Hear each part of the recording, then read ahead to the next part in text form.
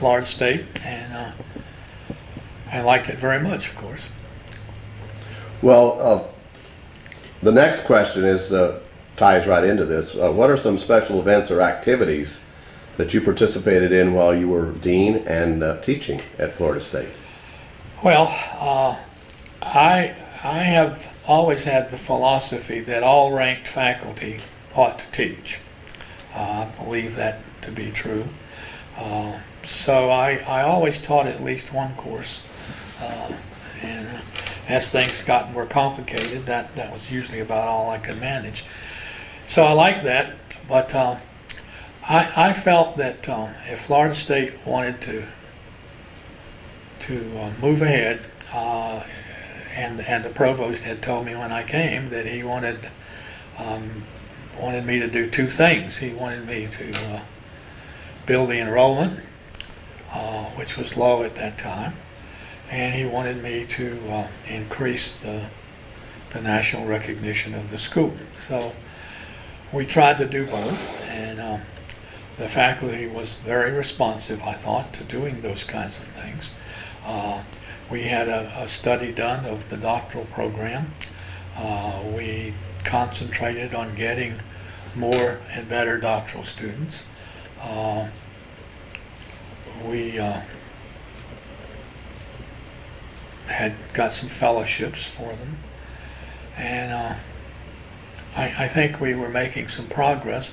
We also had been known as a school that produced doctoral practitioners substantially for academic libraries and school media services, and we wanted to broaden the reach of our doctoral program and certainly to put more people into academic programs, and I think we had some success at that. We've have some graduates out there who've done pretty well.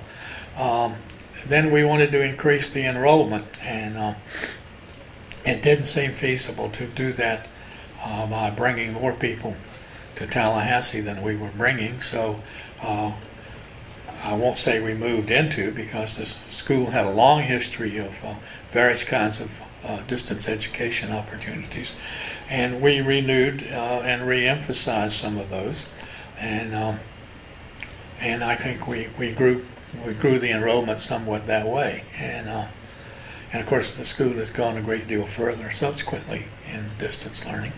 Most of ours was of the face-to-face variety. We ran cohort programs in Jacksonville, in Pensacola, in Miami, not simultaneously, and then we had some single shot courses various places, and then we got into doing We even had a couple of programs in Gainesville. That's right, we during had that programs time. in Gainesville, and we did some televised instruction to Panama City, and then we had a statewide link up for a couple of years at least, over a network that was owned by another state agency that we used in the evenings when they weren't using it, and that worked out reasonably well, and we had some, and we also, with that network, we did some on-site instruction, I think about 3 times a semester, so that the students had the feeling of having a real faculty member there. We opened a program in Broward County at their request. They had gotten a allocation of time off for teachers to become school media specialists, and the director of media services there asked us to run a program for them, and we did that, and I think there were about 17 people involved. The county funded their whole year of sabbatical to get the program, and we did that, and had I think a good success with that program. So we built the enrollment that way. Maybe we could have attracted more people to Tallahassee, I'm not sure. But, when you do distance education and people move along, particularly in a cohort program, if they miss or the pace is not as fast as they want to go, many of them wind up finding a semester that they can come to campus anyhow. So we did grow the campus. Even back then, we Yeah. required them to come to campus their last summer Right, and so for we those did. programs. We did grow the on-campus enrollment through distance learning to some extent also, but and of course that paved the way for, I think, the school's much more substantial subsequent involvement in distance learning. So those were the things that I was proudest of. I think we also, as I said, did strengthen the doctoral program and increase its reputation. We were known pretty well for producing practitioners, and that's certainly nothing wrong with that as a goal for a doctoral program, but I think most people would feel that shouldn't be the predominant goal of a doctoral program. So since we had the first doctoral program in the Southeast, we wanted to make it as diverse as possible. You haven't mentioned one very important thing. When you were selected as dean, you were running for a certain office in the American Library Association. Well, not when I was selected, but shortly thereafter I was, and I think that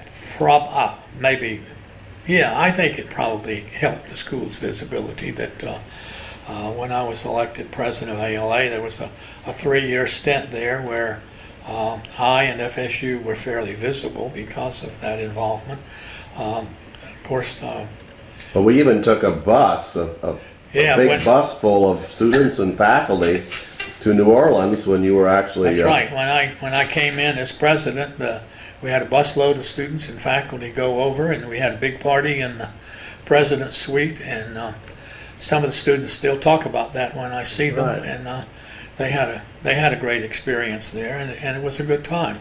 Of course, the downside of that was that I was doing a lot of things outside of the school during that period, but we had Phyllis Van Orden and Mary Alice Hunt as assistant deans, and they carried that load pretty well. And we were at the time where the internet was coming along and rapid communication was possible, so they could reach me pretty much wherever I was.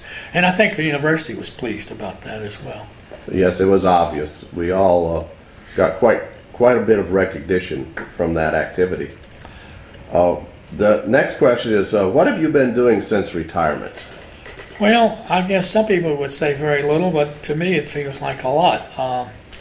I retired on January 1 of 2000. I thought it'd be fun to go out with the new century. And so I was retired from January 1 until August, when the provost called and said that the library director had decided to retire, and he would like for me to come and direct the library while they had a search. And I did that. It turned out to be a little longer than we had thought it would be before the new director came on board.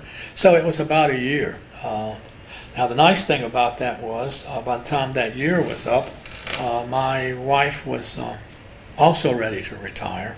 So we, in her case, retired, and I retired together. And one of the reasons that I had retired was that Lorraine wasn't retired, and the dog just wouldn't keep up her end of the conversation during the day. So I got a little bored, frankly.